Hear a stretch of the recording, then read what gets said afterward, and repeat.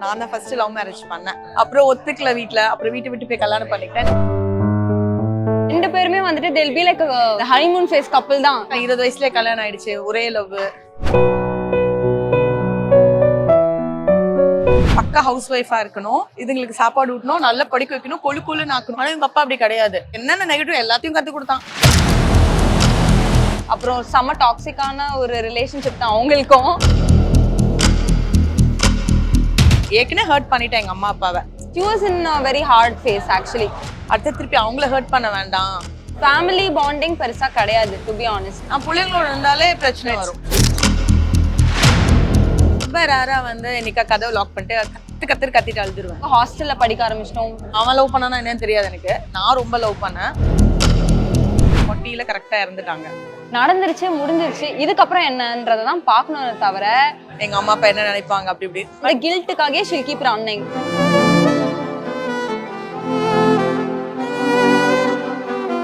முன்னணி market எக்ஸ்பர்ட்ஸுடன் enrich money investor awareness conclave April 25. டிக்கெட்டை இன்றே புக் செய்யுங்கள். ஆச்சி மசாலா எந்த சமையலும் ருசி தேடும் ரகசியம் 20 ரூபாய்.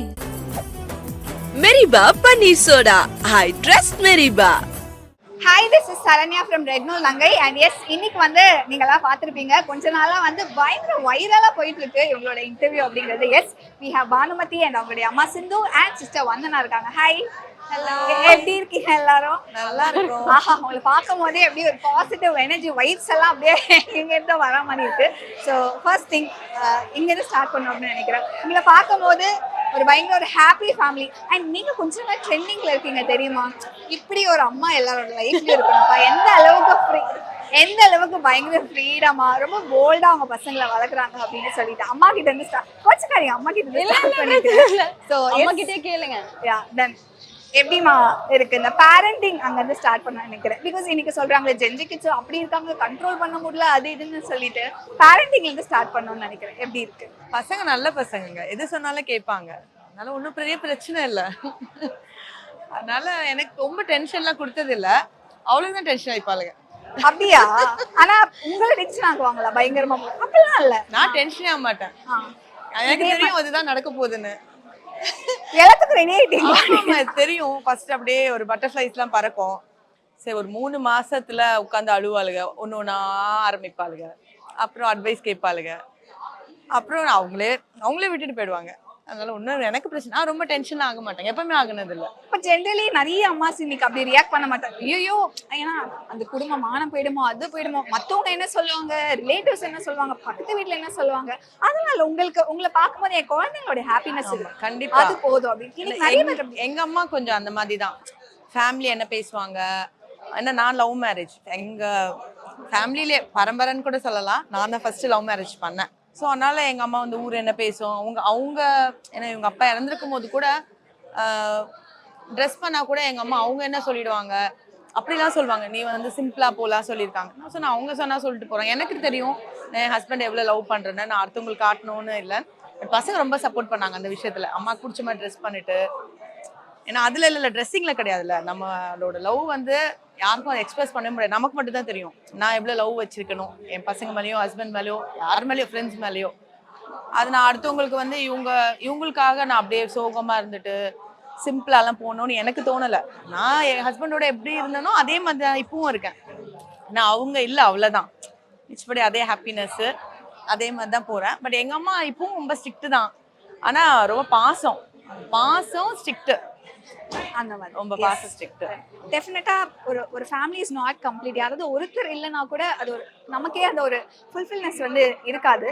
ஸோ உங்க 2 பேர்கிட்டயும் கேட்கணும்னு நினைக்கிறேன். அப்பாவோட ஸ்பேஸை வந்து அம்மா எந்த அளவுக்கு பயங்கரமா ஃபீல் பண்ணாங்க? ஏன்னா ஒரு சிங்கிள் பேரண்டா இன்னைக்கு வளர்க்கறது அவ்வளோ நிறைய பேர் சொல்லிடுவாங்க, டக்குன்னு ஒரு கமெண்ட் பண்ணிட்டு போயிடுவாங்க, ஒரு அம்மா தானே வளர்த்தா அப்படின்னு ரொம்ப ஈஸியாக டக்குன்னு ஒரு கமெண்ட் போட்டு போயிடுவாங்க.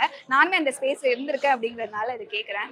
அம்மா வந்து அப்பாவோட ஸ்பேஸை எந்த அளவுக்கு ஃபில் பண்ணுறாங்க? ஆக்சுவலி டு பி ஆனஸ்ட், அம்மா தான் வந்துட்டு சின்ன வயசுலேருந்தே அப்பாவோட ஸ்பேஸை ஃபில் பண்ணாங்க. இட்ஸ் லைக் ரெண்டு பேருமே வந்துட்டு they'll be like a very என்ன சொல்றது, ஹனிமூன் ஃபேஸ் கப்பிள் தான். நாங்கள் பிறந்தக்கப்புறம் சரி, they were like not in a commitment sort of a thing மாதிரி தான் இருந்தாங்க. அவங்களோட பிஸ்னஸ், அவங்க லைஃப். பிகாஸ் நாங்கள் ஹாஸ்டலில் படிக்க ஆரம்பிச்சிட்டோம். ஃபேமிலி பாண்டிங் பெருசாக கிடையாது டு பி ஆனஸ்ட். அப்பா இறந்தக்கப்புறம் தான் நாங்களே ஒரு அண்டர்ஸ்டாண்டிங்க்கு வந்து எங்களுக்கு என்ன பிடிச்சிருக்கு பிடிக்கல, we got to know about each other better, still getting to know. இப்போதான் அந்த ப்ராசஸில் இருக்கோம். அண்ட் எங்கள் அம்மா வந்துட்டு she had to run behind my dad, she had to run behind her children, balance. She was in a very hard phase actually. இங்கேயும் love கொடுக்கணும், அங்கேயும் லவ் கொடுக்கணும், அப்படி போயிட்டு இருந்தது. Because my dad was also not very right, family ஓரியன்டா he wasn't at all. அப்புறம் செம்ம டாக்ஸிக்கான ஒரு ரிலேஷன்ஷிப் தான் அவங்களுக்கும்.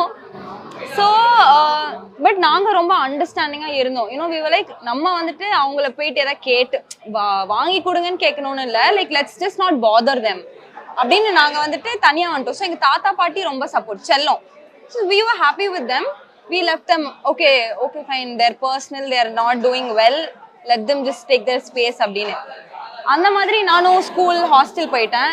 My sister also, she was doing her schooling and all that, but my mom was actually going through a lot because she had to handle my dad well as her personal life and her children. அது ரொம்ப கஷ்டம் தான். Being in her spot, it's not easy. She'll just keep a smile and ஏன்னா her parents should not get hurt because she got into a love marriage, பேச்சு கேட்காம அப்படின்னு சொல்லிட்டு அந்த கில்ட்டுக்காகவே she'll keep running. But I always tell her, whatever it is, just leave. Like what, it's not your fault, not anyone's fault.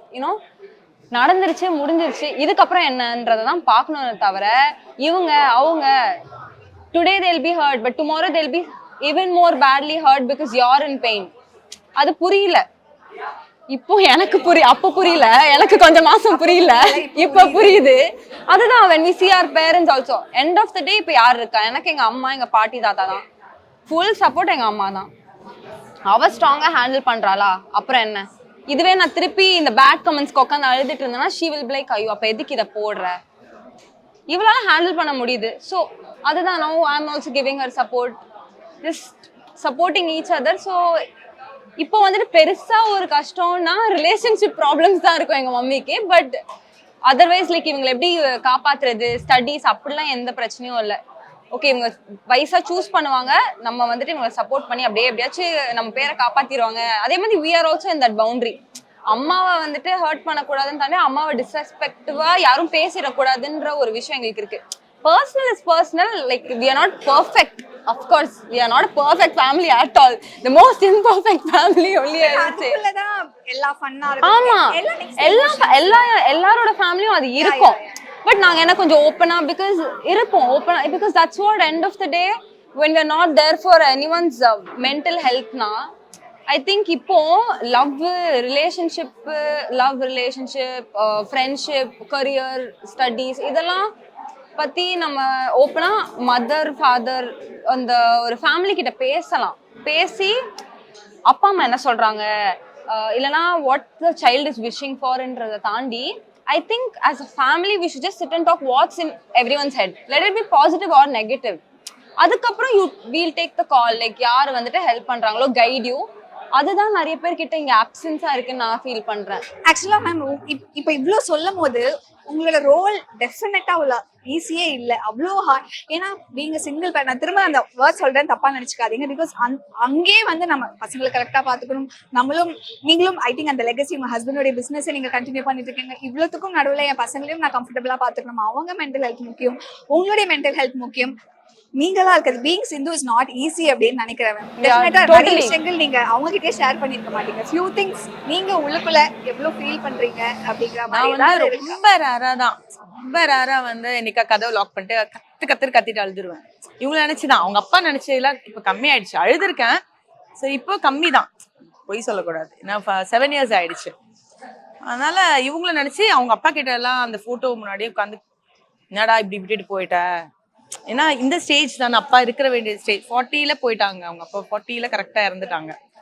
So நான் சொன்னேன் இந்த stage தான் அந்த பசங்களுக்கு அந்த நம்ம எல்லாமே இவ்வளவு நிறைய இன்டர்வியூல சொல்லியிருப்பா, அப்பா இருந்தா நாங்க இப்படி இருந்திருக்க மாட்டோம்னு. நான் அழுதுருக்கேன், அழுவேன். சரி ஓகே பார்த்துப்போம், என் புருஷன் நம்மட என்ன நடந்துரும், அதுதான் நடக்க போகுது, கர்ப்பமா மாத்த முடியாது. அப்புறம் கூலா விட்டுட்டு அப்புறம் அடுத்த நாள் அப்படியே ஆனா கொஞ்சம் தடவி கொடுப்பேன். ரொம்ப ரொம்ப ரேரா தான் திட்டுவேன். எங்க அம்மாக்கு I ரொம்ப think தடவி what தான் she's கொடுப்பேன். missingனா someone should like pamper her or be there for her. அது எங்க maybe dad இருக்கணும் அம்மா இருக்கும்போது because for us mummy இருக்காங்க. But எங்களோட hard phase-ல we can't go to her no because we are like she'll be hurt and we'll run away from her. So I think her parents of course தாத்தா பாட்டி இதுல involve பண்ண முடியாது, அவங்களால எடுத்துக்க முடியாது, இது ரொம்ப டூ மச்சா இருக்கும். So maybe she wants someone mentally supporting her. அதனால maybe she will ஃப்ரெண்ட்ஸ் எல்லாம் நல்ல ஃப்ரெண்ட்ஸ் எல்லாம் எங்க her அப்பா friends are too good. எனக்கு ஃப்ரெண்ட்ஸே கிடையாது. எங்க ஃப்ரெண்ட்ஸ் எல்லாம் எங்க அப்பா கொடுத்துட்டு போன ஃப்ரெண்ட்ஸ் தான். அவங்க அப்பாவோட இருக்கும்போது இருந்தவங்க எங்க அப்பா தான் எங்க அம்மா இவ்வளவு பிராட் மைண்டா ஆக்குனது. ஏன்னா அவன் கொஞ்சம் வந்து டாக்ஸிக் தான். எனக்கு கத்து கொடுத்து நான் முழுசா வெளியே வந்துட்டேன். நான் வந்து வேற லெவல்ல வந்துட்டேன். அவன் அதே குட்டையிலே உட்கார்ந்துட்டான்.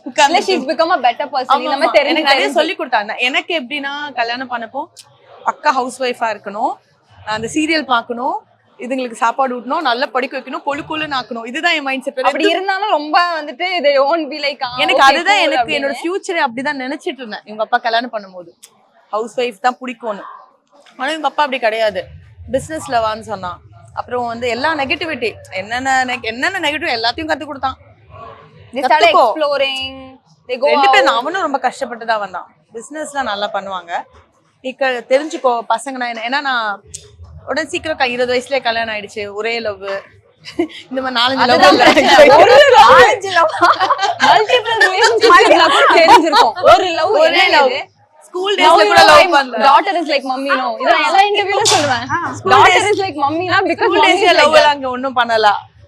அந்த டைமும் விட்டாச்சு. பயம், ஐயோ இந்த எங்களோட காஸ்ட் எங்க அம்மா அப்பா என்ன நினைப்பாங்க அப்படி இப்படி. பட் ஏதோ அத பண்ணியாச்சு. ஒரு அந்த செயினை பிரேக் பண்ணது எங்க மம்மி தான். 4 years பண்ணேன்.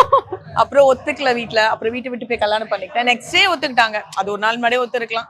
சரி ஓகே. அப்புறம் கல்யாணம் பண்ணி வச்சாங்க, ரிசப்ஷன் பண்ணாங்க, எல்லாம் கிராண்டா எல்லாம் பண்ணாங்க. ஆனா ஒரு 10 daysல வேற கமல் பார்த்தேன். இவங்க அப்பாவை தான் 10 daysல வேற கமல் பார்த்தேன். சரி ஓகே நம்ம லைஃப் சரி ஓகே ஓட்டியாச்சு வாழ்க்கை. 16 years வாழ்ந்தாச்சு. பெரிய விஷயம் தான். அதுக்கு ஒரு பிள்ளைகளோட வாழலானா ரொம்ப இதெல்லாம் நீங்க ஷேர் பண்ணிருக்கீங்க. தெரியும் சில பேர் வந்து தெரியும். ஏன்னா அப்பா மகள் நான் மேக்ஸிமம் வந்து இவங்க அப்பா விட்டு கொடுக்க மாட்டேன். சொல்லிடுவேன் ஆச்சி தாத்தா கிட்ட சொல்லாத. எனக்கு ரியாக்ஷன் அந்த ஜீன் இருக்குன்றா. நான் இல்ல இப்ப நான் வந்து இந்த பிள்ளைங்களோட நல்லா தானே இருக்கேன். அது வேற. இப்ப நான் என்னன்னா நான் ஒண்ணு சூஸ் பண்ணிட்டேன். ஏற்கனவே ஹர்ட் பண்ணிட்டேன் எங்க அம்மா அப்பாவை. திருப்பி வந்து எங்க அம்மா அப்பா வந்து நீ வந்துருனா என்ன ராணி போல பாத்துப்பாங்க. அதெல்லாம் நான் குறை சொல்லல. ஆனா கமலையும் என்ன மிஸ் பண்ண முடியல. நான் அவன் லவ் பண்ணனா என்னன்னு தெரியாது எனக்கு. நான் ரொம்ப லவ் பண்ணேன். அடுத்து திருப்பி அவங்கள ஹர்ட் பண்ண வேண்டாம். குழந்தைங்களுக்கு அப்பா வேணும். அந்த அப்பா வேணும். அப்பா அது ஒரு மாதிரி எனக்கு திணிச்சிட்டான் என் புருஷன். ஸோ அது அப்பான்ட்டு நிறைய சாக்ரிஃபைஸ் பண்ணேன். ஆனா பிள்ளைங்க ரொம்ப லவ் பண்ணாங்க என்ன. நான் நிறைய இந்த பேரண்ட்ஸ் டீச்சர் மீட்டிங்லாம் போக மாட்டேன். எனக்கு அதெல்லாம் கஷ்டமா இருக்கும். சின்ன விஷயம் தான். நான் பெருசா எதுவுமே ஆசைப்பட மாட்டேன். ஷாப்பிங் போக மாட்டோம். இந்த ஜுவல்ஸ் இதெல்லாம் பெருசாவே கிடையாது. போட மாட்டோம். அதெல்லாம் எனக்கு இல்ல. செலிப்ரேட் பண்ண ஃபேமிலி செலிப்ரேஷன் ஃபேமிலி கிடையாது. ஆனா எனக்கு அதுல ரொம்ப இருந்தது. அதான் எனக்கு அதுதான் பிடிக்கும். அது எனக்கு கடவுள் குடிக்கல. வேற மாதிரி வெளி உலகத்து லைஃப் கொடுத்தாரு. அதனால மேபி இப்படி இருக்கலாம். மேபி நல்லாதான் போச்சு. ஒரு மாதிரி டாக்ஸிக் அது ஒரு. ஆனா இதுவும் ஒரு மாதிரி அந்த பெயின் டெஃபினட்டா உள்ள இருக்கும். ஆனா நிறைய நீங்க சொல்லுங்க இதெல்லாம் ஒண்ணுமே இல்ல. அது சொல்லிருக்கீங்களா? எப்ப நீ எல்லாம் பண்ணது போதுனால எவ்வளவு பார்த்து அவங்க அப்பா இருந்தப்பறம் தான் கொஞ்சம் ஷேர் பண்ணி. அதுக்கு எதுவும் ஷேர் பண்ணது இல்ல. ஏன்னா இப்ப விட்டு கொடுக்க முடியாதுல்ல. விட்டு கொடுக்க மாட்டேன். சரி இப்போ எப்படியோ. ஆனா அப்பப்போ கனவுல வருவான். கொஞ்சம் அள்ளுதான் எனக்கு. காலையில வந்து கனவுல உயிரோட வரும்போது வந்துருவான். அள்ளு விட்டுரும் எனக்கு. ஐயோ முதல்ல நிறைய விஷயம் எனக்கு அப்பா கமல் நல்ல வேலை கனவுல தாண்டா வந்தேன் அப்படின்னு நினைப்பேன். சீரியஸா சொல்றேன். கனவுல வந்து எனக்கு இப்படிதான் டார்ச்சர். அது எப்படின்னா எனக்கு வேணும் ஆனா வேணாம் அது இருக்கும். எங்க அப்பா இருந்தா லைஃப் இன்னும் ஃபன்னா போயிருக்கும். அவங்க செம்ம ஃபன்னு. ஒரு மாதிரி ஃபன்னு தான். ஆனா 50-50 ஃபேமிலி லைஃப் செட் ஆகாது அவனுக்கு. நான் பிள்ளைங்களோட இருந்தாலே பிரச்சனை வரும். அதான் பிரச்சனை. முன்னணி market எக்ஸ்பர்ட்ஸுடன் enrich money investor awareness conclave April 25. டிக்கெட்டை இன்றே புக் செய்யுங்கள். ஆச்சி மசாலா எந்த சமையலும் ருசி தேடும் ரகசியம் 20 ரூபாய். Meriba Paneer Soda. I trust Meriba.